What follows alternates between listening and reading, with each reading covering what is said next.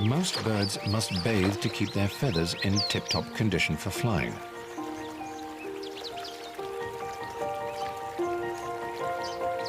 The river is one of the few places they can do so at this time of year.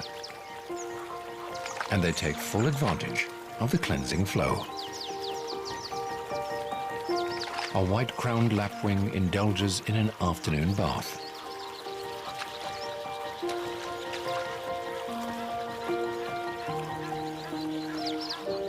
Bathing isn't the only important part of feather maintenance.